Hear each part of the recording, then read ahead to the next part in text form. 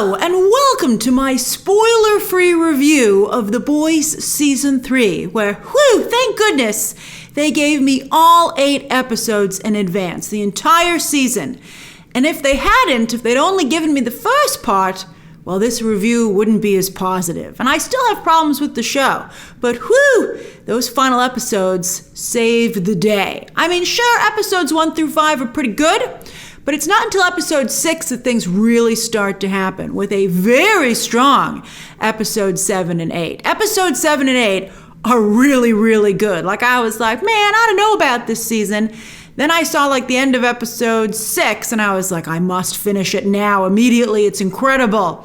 It's really gonna hurt because it's week to week for those episodes for everybody else. But that was good stuff. I was like, this is what I was hoping for. So on that note, if you're more into binging than weekly release, I would recommend you wait until the week of episode 7, which airs July 1st to get started, because episode 7 has a major reveal that you won't want to have spoiled for you. So I would recommend you start watching it. I mean, it might even be episode 6, actually. It might be episode 6. I think it's episode 6, actually. Start watching. Well, just to be safe, start watching with episode 6, because you don't want this stuff spoiled for you. But up until then, I think you could wait and binge it. I think that would be, it's up to you at that point, but go to weekly starting with episode 6 so nobody ruins it for you. The reveals at the end totally turn the season around. It goes from meh to ooh, like really. Don't get me wrong, episodes 1 through 5 are not bad, but I'll explain it to you. They're extremely political and meta, to the point that those elements become more important than story and character development. And the show tries to do so much commentary and so many meta jokes that there isn't room to do any of even that properly. So everything gets shortchanged. Although it is interesting to consider the commentary on today's society through the superhero lens, and it explores so much. I do wonder, and I think it's unfortunate that I think some people think the show is supporting them when in fact it's making fun of them. So I don't know if that's intentional on the part of the show or not to cast a wide net for its audience, but I wish they would make it a little bit more clear as to who's clearly in the wrong. But anyway, and the meta jokes get a chuckle here and there. But one of the most interesting things about season 3, the exploration of having powers, particularly Butcher getting them and finding himself acting more and more like the soups he targets, well, that doesn't get nearly the attention and nuance that it should. Like, when I think back on it, I'm like, what was this season even about except for those amazing reveals at the end?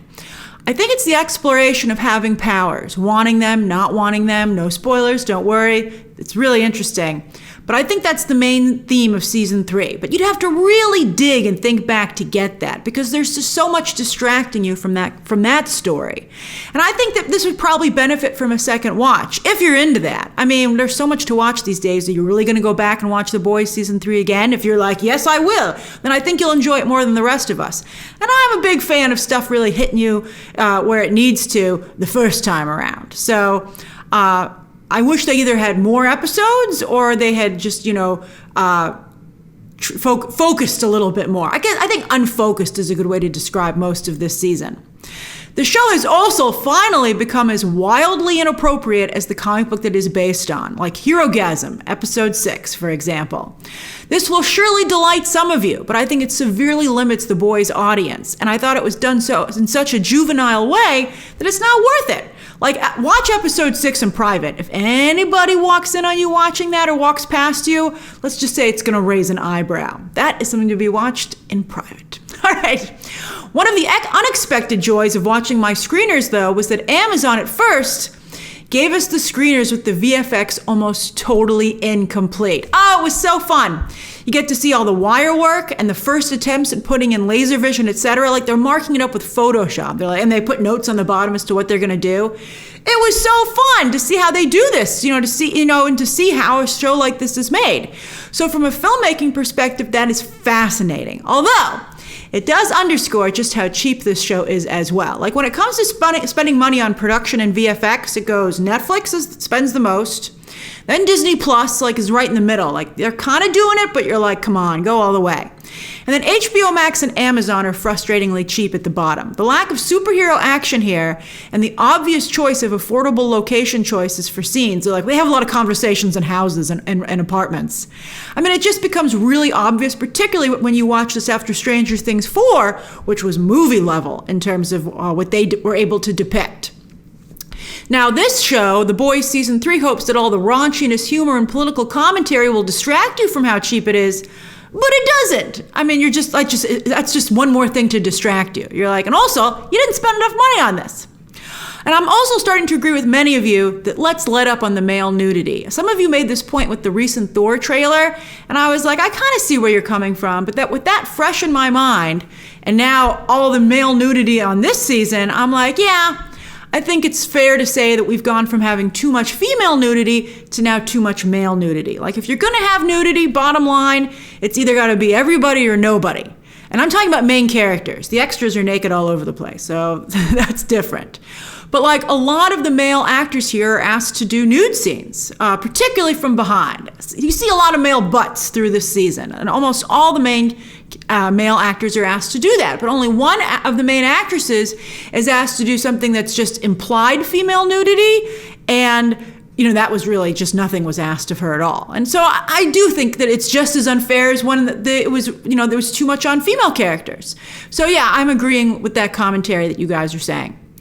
But again, the story twists and turns and reveals in episodes 6 through 8 are excellent, well worth your time.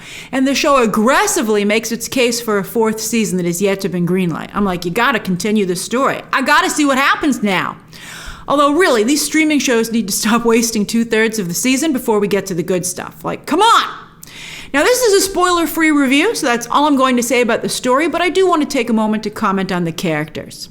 Anthony Starr as Homelander continues to be what makes this show special. Wow. And while I got worried that the season would push him too far and make him too evil with sledgehammer commentary, I was so pleased that in the last few episodes they brought back the complex mix of the character that makes him so interesting. That was good. That was really good. Carl Urban always has fun as Butcher, which makes the character fun to watch. The eyebrow movements alone are so great. But he's got so much to unpack this season emotionally and story-wise, it's really hard to nail down an emotional and character arc for him. I would say his scenes with Huey and his exploring that dynamic were actually my favorite part. You would think it would be him realizing he turned into the very soups he hunts, but I don't even think he's realized that yet throughout the entire season, which is, I think, weird from a writing perspective. But I did appreciate his scenes with Huey. Huey has another thing that's going on with him that I felt was a little whiny. And while The Boys usually promotes its male characters the most, and is still to this day with the ad campaign for this season, within season 3 itself, the female characters have some wonderful storylines. Erin Moriarty's Starlight, Karen Fukuhara's Kamiko, and Dominique McElligot's Queen Maeve all have excellent, compelling storylines with both nuance and action. They were great. Heck, Colby Minifie's Ashley has a lot of great moments too. And Claudia Dumit's Victoria Newman has a very surprising storyline. This was interesting. So that takes up a lot of episodes 1 through 5. She's kind of taking over for Giancarlo Esposito. Maybe Giancarlo Esposito was too expensive to keep on the show. He was used sparingly as it is. You'll see what I mean. We'll discuss it when we can do spoilers. But I like Victoria Newman a lot, actually, but I don't know if I like her enough to get rid of Giancarlo Esposito. Tomer Capone's Frenchie and Laz Alonso's MM continue to be incredibly charismatic. Those actors do so much heavy lifting through pure charisma alone. But MM I didn't like Frenchie's storyline very much. I thought they didn't have enough space to do it correctly. It's a storyline about abuse. Is done sloppily. But MM had a very nice storyline. I liked that a lot. Still could have used more time, but what they had was good. And it contrasted, interestingly, with Jesse T. Usher's A-Train. MM's storyline was very personal, whereas Jesse T. Usher's was very ripped from the headlines in a kind of cliche way, but Usher really sold it. He did the most he could with what was given to him. And wow, the stuff that Chase Crawford is asked to do. Much like The Deep, Crawford will do anything he's told apparently, even when it's clearly a really bad idea and doesn't quite work. I was like, wow. I mean, you can't take your eyes off of it because you're like, I can't believe what I'm watching, but I don't really know what it added so much to the storyline. Finally, of course, Payback. I'm surprised at how little time is spent on Payback, with the season instead choosing to focus more on the emotional journeys of the already established main characters. Like, wow, Laurie Holden is Crimson Countess? Total waste. Total waste. All of Payback is a bit of a waste, honestly. I mean, I'm like, I really would have liked to have dug into this more. Except we finally get some answers about Black Noir, but I think a lot of you aren't going to be happy with that storyline either, the way it progresses. And then there's Soldier Boy, and I gotta tell you, it pains me to say this, but I don't think it really worked out. With Jensen Ackles instead doing an SNL sketch rather than creating an actual character like all the 7 characters, especially stars Homelander, though. You know, you have these 2 alphas, and stars like just acting circles around Ackles. I mean, also just the parts. Homelander's role is so much more nuanced. He's had more time, obviously.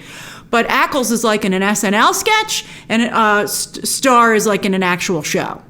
In fact, we learn almost nothing about Soldier Boy during the entire season, even though he shows up towards the end of episode 4 and has a pretty big role for the rest of the season.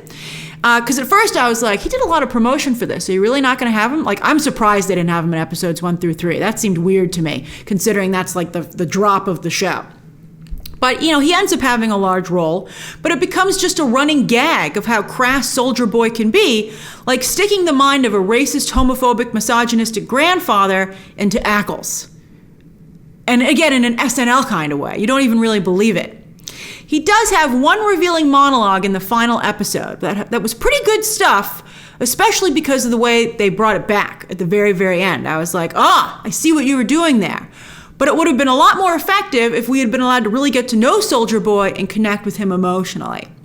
So, like a lot of streaming shows these days, The Boys Season 3 is far from perfect. And by the end of the season, while it has too many ideas and not enough space to execute them or a big enough budget, it certainly manages to hold its own with the rest. I mean, they're all flawed, so The Boys is right there in there, right in the mix. And it remains competitive, I think, especially because of the ending, and it makes you really want a season 4.